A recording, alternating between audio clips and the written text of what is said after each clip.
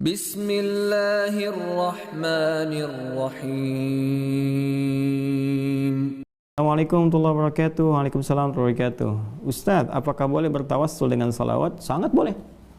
Sangat boleh. Ya, asal tawassul itu teman-teman asalnya dengan takwa. Itu rumusannya di Quran surah ke-5 Al-Maidah ayat 35. Ya, paling kanan di mushaf sana agak sedikit ke bawah, ya. Ya ayyuhalladzina amanu taqullaha wabtaghu ilaihil wasilah. Ya. Ya ayyuhalladzina amanu, hai orang-orang yang beriman pada Allah Subhanahu wa taala, ittaqullaha, tingkatkan takwamu kepada Allah, wabtaghu ilaihil wasilah, dan carilah dengan takwa itu sebagai wasilah. Wasilah di sini tawassul itu mencari wasilah, ya, untuk bisa membawa wasilah itu dalam rangka memohon kepada Allah supaya Allah cepat mengabulkan apa yang kita inginkan. Nah, ternyata kata Al-Qur'an wasilah terbaik itu dengan menggunakan takwa. Ya, takwa itu bisa apa? Macam-macam. Bisa ibadah ritual, itu bagian dari takwa. Ya, misalnya salat itu kan, itu bagian dari takwa. Dalilnya apa? Al-Baqarah ayat 2 sampai 3 itu, ya, dzalikal kitabu la raiba fihi hudal lil muttaqin. Siapa muttaqin orang takwa ini? Ayat 3-nya, alladzina yu'minuna bil ghaib wa yuqimuna shalah. Salat. Ya, makanya banyak orang bertawasul menggunakan salat. Tawasul di sini menjadi wasilah. Ya, di Quran banyak sekali. Nabi Zakaria misalnya ketika memohon kepada Allah keturunan, ya, sudah berobat sana sini memohon dan di mihrab salat, dan dengan tawasul salatnya itu dijawab oleh Allah. Ya, itu kan ada di Quran surah ketiga Ali Imran ayat 38 sampai 39. Hunalika da'a Zakaria rabbah qala rabbi habli min ladunka dzurriyyatan thayyibah innaka sami'ud du'a. Ya, bermohon kepada Allah dalam salatnya, meminta kepada Allah yang Maha Pemberi tanpa batas saat orang mengatakan ini ada batasan. Apa jawaban Allah? Fanadatul malaikatu wa huwa qa'imun yusalli fil mihrab. Annallaha yubashshiruka bi Yahya. Kan? Maka langsung dikirimkan malaikat menyampaikan kepadanya, Allah kasih kabar gembira, kamu akan punya anak. Namanya siapa? Yahya, gitu kan? Nah, jadi itu bisa menggunakan hal demikian. Bisa dengan ibadah-ibadah yang lain seperti misalnya puasa, karena puasa juga bagian dari ketakwaan. Ya, Al-Baqarah ayat 183, ya ayyuhalladzina amanu kutiba alaikumusiyam kama kutiba alal ladzina min qablikum la'allakum tattaqun, ya. Jadi birrul walidain juga bisa. Ya, birrul walidain, berbuat baik kepada kedua orang tua misalnya, bisa dengan infak, itu bagian dari takwa juga. Ya, bisa dengan amal-amal soleh. Jadi takwa itu wujudnya amal soleh yang dikerjakan dengan iman. Jadi ketika pekerjaan dilakukan dengan iman kepada Allah, maka berubah pekerjaan itu menjadi amal saleh. Makanya di Quran setiap kata iman itu seringkali disandingkan dengan amal saleh. Ya wal 'asr innal insana lafi khusr illal ladzina amanu wa 'amilus shalihat. Nah, iman ketika mengiringi perbuatan jadi amal saleh itu bagian untuk titian takwa. Makanya muaranya takwa. Jadi begitu takwa meningkat, maka takwa jadi cara tercepat kepada kita untuk memohon kepada Allah supaya dikabulkan permintaan-permintaan kita. Makanya banyak orang memohon kepada Allah itu dengan mengerjakan amal soleh dulu. Makanya setiap kali kita beramal soleh, teman-teman sekalian, jangan lupakan untuk berdoa, karena itu cepat sekali. Cepat-cepat, termasuk kisahnya orang-orang yang viral di Al-Bukhari itu kan, yang terjebak di dalam gua itu, dan sulit mereka kemudian untuk keluar dari situ, ya, setelah menggunakan banyak tenaga. Maka mereka bertawasul kan dengan amal soleh masing-masing. Nah, di antara amal soleh itu ada yang dengan menggunakan lisan. Contohnya apa? Misalnya sholawat pada Nabi sallallahu alaihi wasallam. Hadisnya jelas. Man shalla alayya salatan wahidah sallallahu alaihi asyra salawat. Siapa yang bersolawat kepada aku, kata Nabi sallallahu alaihi wasallam, dengan 1 kali solawat, Allah akan balas dengan 10 kali. Ya, awas nih ya, awas, ada hati-hati, ada persepsi orang-orang salah yang ditebarkan oleh baik itu dari kalangan orientalis ataupun misionaris bahwa ini nabinya orang Islam masih butuh syafaat dari umatnya. Itu salah memahami. Ya, kita wajar lah karena nggak pernah belajar Islam kan, nggak pernah sholat, nggak pernah puasa, nggak pernah mengerti. Jadi kita terangkan lagi dengan cara yang benar. Sholat yang dimaksudkan di sini adalah meminta dengan sholawat itu, memohon kepada Allah dengan keutamaan nabinya supaya kita dapat kemuliaan.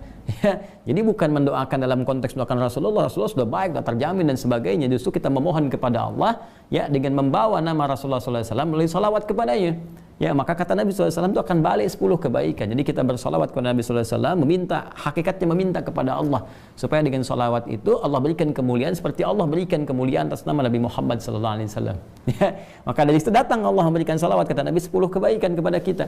Dan solawatnya Allah kepada kita itu berupa apa? Bisa berupa pengabulan doa, bisa berupa rahmat, bisa berupa ampunan, ya, bisa kemudahan dalam mendapatkan solusi dalam kehidupan. Ya, itu misalnya di Quran surah kedua Al-Baqarah, ya, ayat 155 sampai 157 itu kan bagaimana mengatasi persoalan. 155 persoalannya, 156 kesabarannya, 157 salawat Allah kepada kita. Ya, walanabluwannakum bisyai'in minal khaufi wal ju'i wa naqsin minal amwali wal anfusi wath thamarat wa basyiris sabirin. Ya, dan setiap orang-orang yang hidup, kalian semua akan mendapatkan ujian untuk meningkatkan kualitas hidup kalian. bukan untuk menjadikan kehidupan kalian bermasalah, kata Allah. Ya, apa saja ujiannya itu, ada kekhawatiran, khauf, kita khawatir, gak enak, gak nyaman, macam-macam sifatnya ya. Wal ju', kadang-kadang lapar, kadang harta berkurang, wa naqsul amwal wal anfus, ya. Kadang jiwa ada yang sakit bahkan meninggal, wa thamarat, ada hasil kerja keras kita diambil oleh orang lain, kita yang tender, mereka yang dapat proyeknya, kan? Wa basyiris sabirin, dan berikan kabar gembira pada orang sabar. Siapa orang sabar ini? Ayat 156. Alladzina idza asabathum musibah qalu inna lillahi wa inna ilaihi raji'un, yaitu orang-orang ketika diuji itu dia menyadari sepenuhnya, wah ini Allah yang telah tentukan, Allah ingin mengangkat derajat saya. Nah, jadi ini adab di Quran ya, kalau sedang punya ujian itu diuji langsung. Ya, cara pandangnya pakai iman dulu, kalau pakai akal capek nanti. Jadi biarkan iman membimbing akal kita untuk memahami sehingga datang hikmah. Maka ketika iman kita berbicara, iman kita memberikan bimbingan, maka spirit Quran akan datang. Kata Allah, setiap ujian itu pada hakikatnya didesain oleh Allah untuk meningkatkan kualitas kehidupan kita. Karena semua ujian itu, pemahamannya, itu tidak pernah datang kecuali untuk meningkatkan kualitas. Silakan kalau nggak percaya, ya, kita kadang-kadang di satu sisi bisa memahami dengan mudah, tapi sisi lain terkait hidup kita sendiri, kok jadi susah gitu logika itu dipakai. Saya beri contoh begini, di sekolah kan ada ujian. Kita mengerti kan setiap kali ada ujian itu untuk meningkatkan kualitas ilmu kita. Makanya kita belajar kan, supaya terlihat ilmu kita itu meningkat. Kalau nggak belajar berarti nggak lulus. Ya makanya kan kosa atau frame terkecilnya itu supaya lulus, supaya lulus. Lulus itu apa sih maksudnya? Ya lulus itu kan peningkatan kualitas. Jadi lulus kualitas kita meningkat. Sehingga naik dari yang sebelumnya, ya kan? Dari SD ke SMP, SMP ke SMA. Ya hidup juga begitu, kan polanya sama saja. Diuji dengan persoalan supaya kualitas meningkat. Kualitas kesabaran, ketangguhan menghadapi sesuatu, ketangguhan merencanakan, ya, ketangguhan bersikap dan sebagainya. Nah, kalau lulus di situ nanti naik kelas. Naik menghadapi lebih besar lagi, maka diuji lagi sehingga matang keadaan hidup kita. Ketika semua ujian sudah dihadapi, maka kehidupan jadi ringan untuk dilakukan. Ya. Nangis itu wajar, air mata itu wajar. Nanti ketika semua air mata telah keluar, pada hakikatnya, pada akhirnya Anda akan menyikapi semua dengan bahagia karena sudah tidak ada air mata lagi yang akan keluar. Jadi kalau sudah terbiasa mengeluarkan air mata sehingga sampai kering, nggak ada air mata lagi yang akan dikeluarkan karena semua akan kebal dengan semua jenis ujian, ringan. Jadi hidupnya akan jadi menyenangkan saja kalau benar cara menghadapinya. Maka Al-Quran mengatakan, katakan pada dirimu, inna lillahi, semua itu punya Allah. So, Allah kasih ketentuan, la yukallifullahu nafsan illa wusaha, nggak mungkin Allah uji di luar batas kemampuan, kan? Kemudian pasti ada solusinya, inna ma'al usri yusra, ini ringan, pasti akan selesai, kan? Maka ketika kita bersimpuh di hadapan Allah dan mengatakan semua Allah telah tetapkan, ya wa ilaihi raji'un, semua kembali kepada Allah termasuk solusinya. Lalu kita bersabar, lalu pelan-pelan kita atasi dengan ikhtiar. Maka orang seperti ini di ayat 157-nya, ulaika alaihim salawatun min rabbihim wa rahmah wa ulaika humul muhtadun. Ya maka orang-orang ini ulaika alaihim salawatun min rabbihim. Orang-orang ini mendapat salawat dari Rabbnya, dari Allah Subhanahu wa taala. Nah, salawatnya apa yang dimaksudkan? Ya satu, pahala-pahala ya dari kesabaran mereka. Yang kedua ampunan dari Allah ketika mereka memohon. Kan banyak orang diuji itu sering minta ampun kan? Ya, diuji sakit, sabar, ya Allah, ya Allah, ya Allah, turun ampunan, kan? Ya, terus dapat pahala banyak. Karena nggak sadar ketika diuji kan, coba loh. Kalau nggak ada ujian, kadang-kadang kan kita nggak bisa merasakan nikmatnya tahajud. Kemarin kemana aja? Nggak pernah tahajud, tiba-tiba pekerjaan dikasih sulit sedikit, mulai puasa, mulai baca Quran, kan?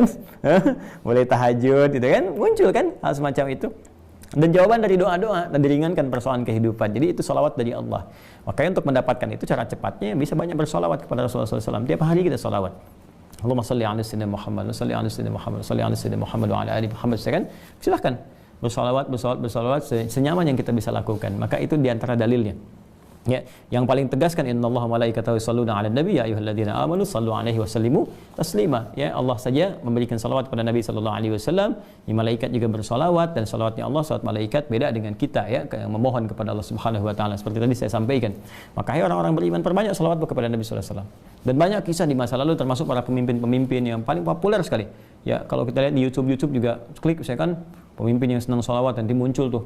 Ya dulu di Turki gitu kan ada kan, terus yang sekarang juga pemimpin di Chechnya itu senang sholawat juga tuh ya. Terus ya siap banyak, kalau ulama nggak usah ditanya, kita juga banyak mempersiapkan itu, nanti insya Allah akan terasa manfaatnya, terasa bedanya, terasa kenikmatannya kepada jiwa, ya, ada sholawat, ada istighfar dan sebagainya. Semoga Allah memuliakan ya.